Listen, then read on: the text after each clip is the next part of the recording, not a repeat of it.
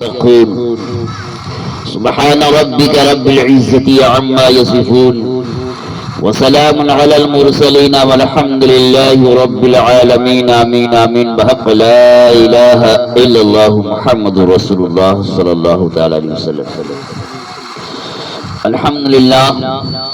الحمد لله وكفى وسلام على حبيبه الذين اصطفى وعلى آله وأصحابه الذين تقى والنقى. أما بعد فأعوذ بالله من الشيطان الرجيم. بسم الله الرحمن الرحيم.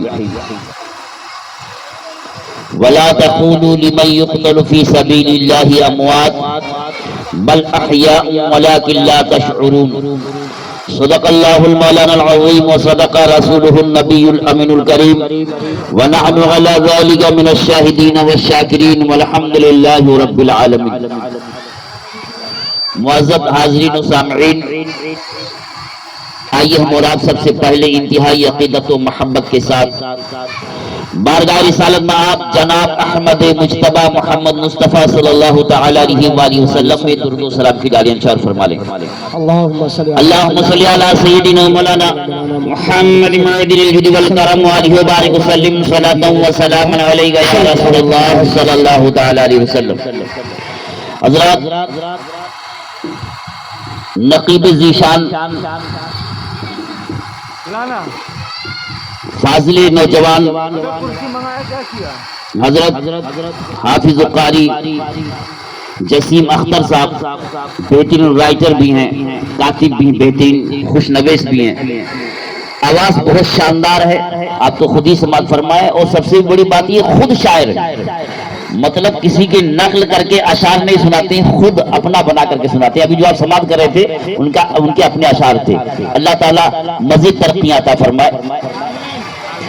ہم اور آپ جس شخصیت کی بارگاہ میں خراج عقیدت پیش کرنے کے لیے یہاں جمع ہے، میں آپ کے سامنے آج کی چند لمحوں میں ایسی باتیں عرض کرنا چاہتا ہوں کہ اگر ان چیزوں کو ہم اختیار کر لیں تو ہماری دنیا بھی سنور سکتی ہے اور ہماری آخرت بھی سنور سکتی ہے. سب سے پہلے ہمارے جن احباب نے اس محفل کا انعقاد کیا، ذکر شہدائے کربلا کی یہ محفل منعقد کیا، انہیں یہ معلوم ہونا چاہیے کہ جو انہوں نے کیا ہے اس کا فائدہ آپ کے اخلاص پر اللہ تعالیٰ اسے قرض نہیں رکھے گا.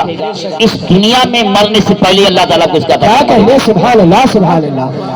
بہت کیوں؟ اس لیے کہ اللہ رب العزت نے اپنے محبوب کو ایسی محبوبیت عطا فرمائی تھی کہ ان کے صدقے میں جن کو انہوں نے محبوب بنا لیا اور جن سے وہ محبوب محبت کرنے لگے، اللہ تعالیٰ ان کا بدلہ دنیا ہی میں عطا فرمانے لگا. سبحان اللہ. اس سلسلے میں حدیث پاک سماعت فرمائے اور ایک واقعہ اور روایت سماعت فرمائے کہ اللہ کے نبی صلی اللہ تعالی وسلم نے حسنین کریمین کے بارے میں فرمایا تھا، اللہم انی احبہما واحبہما واحب من یحبہما. اے پروردگار عالم، ان شہزادگان سے میں پیار کرتا ہوں، تو بھی انہیں پیارا بنا لے، اور جو ان سے پیار کریں ان کو بھی تو اپنا محبوب بنا لے. سبحان اللہ سبحان اللہ. اب امام حسین رضی اللہ تعالیٰ عنہ اور شہدائے کربلا سے محبت کا انداز یہی ہے کہ ہم ان کے یاد میں محفلیں منعقد کریں، ان کے پیار میں، ان کے یاد میں مجلسیں منعقد کر کے ذکر و خیر، ذکر و اذکار کی محفلیں منعقد کریں، بیان کریں. یہ محبت ہے. اور جو آل نبی کی محبت میں تھوڑی سی بھی قربانی دیتا ہے، اللہ تعالیٰ کیا صلہ عطا فرماتا ہے. اس سلسلے میں ایک واقعہ سماعت فرما لیں، درود پاک پڑھ لیجیے. اللہم صلی علی سیدنا مولانا محمد معدن الجود والکرم وآلہ وبارک وسلم صلاۃ و سلام علیک یا رسول اللہ صلی اللہ تعالی علیہ وسلم. بغداد میں خلفائے عباسیہ کی حکومت تھی اور پورے مملکت اسلامیہ کا ایک پہلوان تھا جو پورے سلطنت اسلامیہ کا سب سے بڑا پہلوان مانا جاتا تھا. اور وہ پہلوان ایسا تھا کہ حکومت کی ناک کی بال تصور کیا جاتا تھا. اگر اسے شکست دے دیا جائے تو گویا حکومت شکست کھا جائے.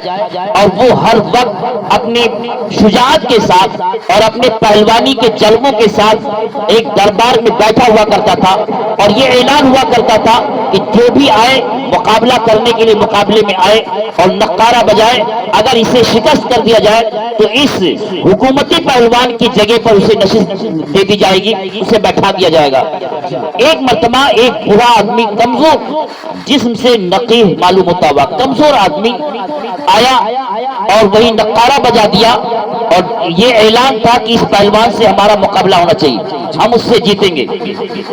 لوگوں نے اسے سمجھایا کہ یہ پہلوان پورے ملک کا عظیم الشان پہلوان ہے، بڑی طاقت ہے اس کے اندر، اور تم ایک کمزور آدمی ہو، بوڑھے آدمی ہو، تمہاری ہڈیاں کمزور ہے، اس سے مقابلہ نہیں کر سکتے ہو، تم جانے تو معافی مانگ لو۔ لیکن اس نے کہا دیکھو، نہ عمر سے لڑائی لڑی جاتی ہے، نہ طاقت سے لڑی جاتی ہے، یہ تو ایک ہنر کی بات ہوتی ہے، یا تو بادشاہ تسلیم کرے کہ ہمارا پہلوان شکست کھا گیا، یا تو پھر یہ کہ ہمارے مقابلے کو تسلیم کرے۔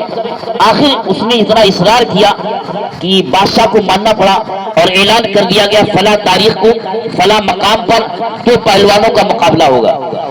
ایک پہلوان تو وہ ہے کہ دنیا جانتی ہے، دنیا کا سب سے بڑا مشہور طاقتور شہزور پہلوان ہے۔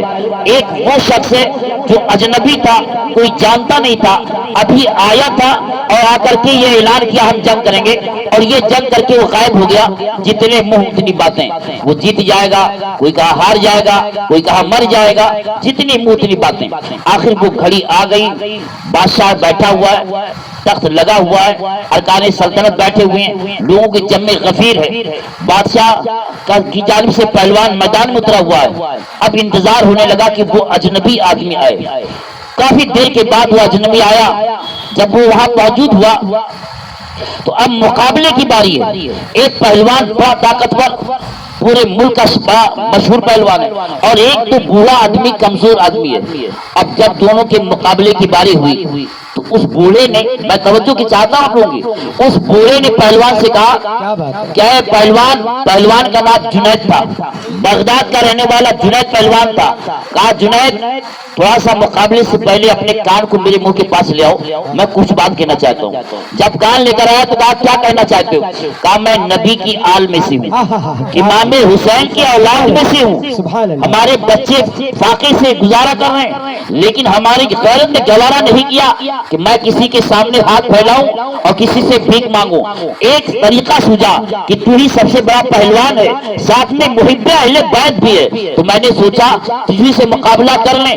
آج اگر تو شکست کھایا اور تھوڑی سی ذلت گوارا کیا اور ہمیں اس کے بدلے میں جو انعام ملے گا، ہم اللہ کی بارگاہ میں اور نانا جان کی بارگاہ میں شفاعت کریں گے، نانا جان تمہیں اس کا بدلہ دیں گے۔